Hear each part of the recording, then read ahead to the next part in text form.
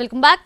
విశాఖ విజయవాడ మధ్య flight services రద్దు చుట్టూ ఆసక్తికరమైన పరిణామాలు చోటు చేసుకుంటున్నాయి. అసౌకర్యంపై కూటమి ఎమ్మెల్యేలు ఒక్కొక్కరుగా తమ డిసాటిస్ఫాక్షన్ ని బయటపెట్టడం చర్చనీయాంశంగా మారింది. ఆంధ్రప్రదేశ్లో most happening city Visakhapatnam.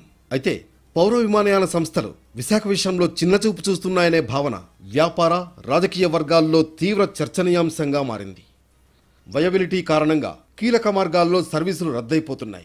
Bangkok, Kuala Lumpur వెళ్లే 2 సర్వీసులను ఎయిర్ ఏషియా రద్దు చేసింది. అదే సమయంలో ఇండిగో ఎయిర్ లైన్స్ షాక్ ఇచ్చింది. ఉదయం పూట విశాఖ నుంచి విజయవాడకు వెళ్లాల్సిన విమానాన్ని రద్దు చేసింది.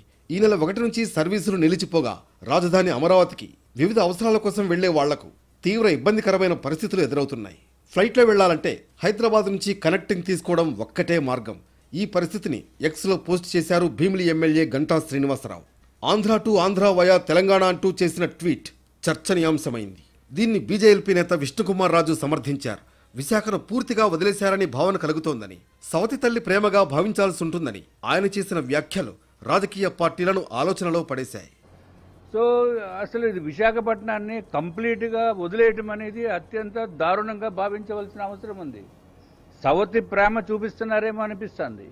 అరే మనకి మంత్రివర్యులు ఏదైతే పౌర విమాన శాఖ మంత్రివర్యులు మనకి రామ్మోహన్ నాయుడు గారు, మనకి శ్రీకాకుళం నుంచి ఉన్న ఎంపీ గారు, మరి ఆయన ఉండి ఆంధ్ర రాష్ట్రానికి కాదు మొత్తం యావత్ భారతదేశానికి మంత్రివర్యులు.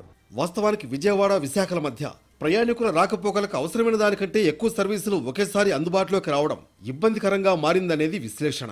ఉదయం పూట విజయవాడ వెళ్లాల్సిన సెక్టార్ను మార్చుకుని రాయ్పూర్ మార్గం వైపు నడిపిస్తోంది. ఈ కారణంగా విమానాల సంఖ్య తగ్గకపోయినా ఏపీ రాజధానితో ఎయిర్ కనెక్టివిటీ సమస్యగా మారింది. వందే భారత్ సేవలు విస్తరించిన తర్వాత ఉదయం పూట విజయవాడ వెళ్లేందుకు ఎక్కువ మంది దీన్నే ఎంచుకుంటున్నారు. సాయంత్రం 2 విమానాలు అందుబాటులో ఉన్నప్పటికీ ఉదయం పూట విజయవాడ వెళ్లేందుకు సర్వీసులు లేకపోవడం సమస్యగా మారింది. సార్ అక్కడ ఏమైందంటే మనకి విజయవాడ ఫ్లైట్కి వచ్చినప్పుడు ఈవినింగ్ 2 ఫ్లైట్లు వేస్తారండి. అటు ఎయిర్ ఇండియా ఎక్స్ప్రెస్ వేస్తాడు, ఇండిగో తీసుకొచ్చి ఇచ్చాడు. ఇద్దరికి మన మార్నింగ్ ఒకటే ఫ్లైట్ ఉండేది, దాని మీద లోడ్ ఉండేది. ఇప్పుడు మనకి 1 లోడ్కి 3 ఫ్లైట్స్ వచ్చినాయి.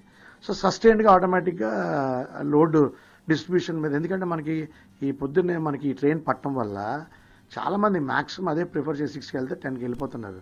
నేను ఎయిర్పోర్ట్కి 2 hours బిఫోర్ బయలుదేరి 1 hour జర్నీ, మళ్ళీ అక్కడి నుంచి 1 hour చేస్తే అదే టైం మన స్టేషన్ చేరిపోతున్నాం. ఒక్కొక్కటిగా సర్వీసులు రద్దు చేస్తూ విమానయాన సంస్థలు తీసుకుంటున్న నిర్ణయం వల్ల సమస్యలు రావడం, నిరసనలు వ్యక్తం కావడంతో దీనికి ఏం పరిష్కారం చూపుతారన్నది ఆసక్తిగా మారింది.